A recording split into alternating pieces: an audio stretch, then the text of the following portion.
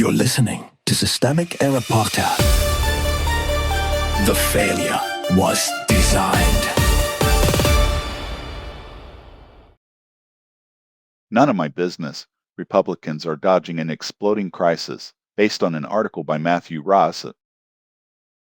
Republican silence is not confusion. It is protection. One sentence of context. Rev. Max Miller, a Republican from Ohio, is facing accusations that he abused foreign partners and his 2-year-old child, and his party is now splitting between private panic and public evasiveness while Trump floats sympathy and Miller's in-laws demand he resign. The story is not about uncertainty. It is about who gets covered, who gets sacrificed, and who still gets to wait for permission before telling the truth. Power, not principle. The institutional power here sits with the Republican Party, the White House orbit, and Trump himself. That is the level where Miller's fate is being discussed, not decided by some clean process of ethics or law. Republican senators declined to comment. House Republicans waffled, and Trump moved first to protect the member as a good person before anyone had to confront the substance of the allegations. That is the real governing structure on display, not accountability, but factional management. Miller is not being judged against any serious standard of conduct. He is being measured against whether he helps or hurts the ticket in Ohio,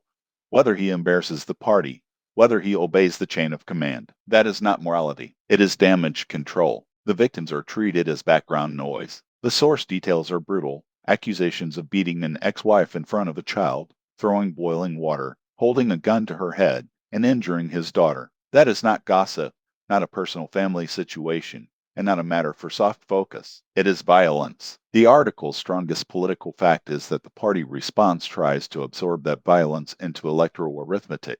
That is the standard move when institutions want the story to shrink. The alleged victims become a private complication. The accused politician becomes our guy. The family is told to handle it quietly. The press is scolded for asking too much, and the language of restraint gets deployed to conceal the exercise of power. The result is a familiar one. Harm is personalized, while the system that protected the harm remains anonymous. Trump sets the permission structure. Trump's response matters because he still functions as the party's moral signal, such as it is. He did not demand resignation. He said it was a very sad thing, called Miller a good person, and punted the matter to the families. That framing does two jobs at once. It cushions the accused and strips urgency from the allegations. This is how authoritarian politics launder misconduct, not by denying every fact, but by lowering the standard for consequence until scandal becomes weather. Trump does not need to issue a formal defense. He only needs to create space for everyone else to wait.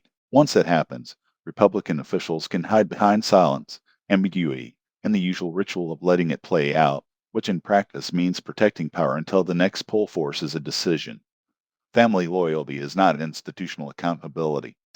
Bernie Mornow's statement cuts through that fog because it speaks like someone who knows exactly what the stakes are. He says he wanted to keep the matter private for his daughter and granddaughter, then says Miller is dangerous and needs serious psychological help. That is not party language. That is a family member describing a threat. But even here, the system tries to reabsorb the crisis into etiquette. Morneau is offended by questions. He calls the matter grotesque and personal. The problem is that Miller is also a public official, and the political class keeps pretending public power can be separated from private violence when the same man holds office under the protection of the same party machinery.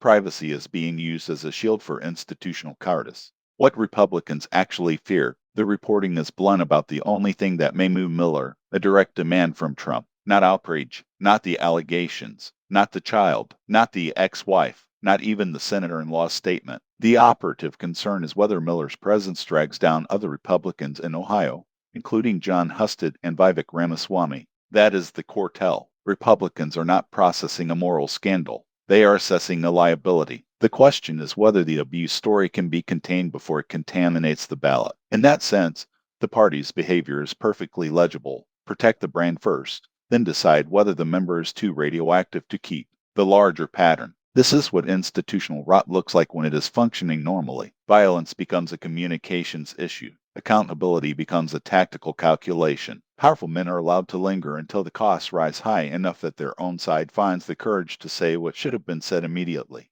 The broader pattern is not just Republican hypocrisy. It is the way a political coalition organized around Trump treats cruelty as secondary so long as loyalty holds. That is the durable lesson here. When a party trains itself to excuse abuse if the numbers are acceptable, it does not merely tolerate bad actors. It teaches them that power is the only real permission they need. You've been listening to Systemic Care. Thanks to Alternet for today's article, with the automated voice of Joe. Thanks for listening.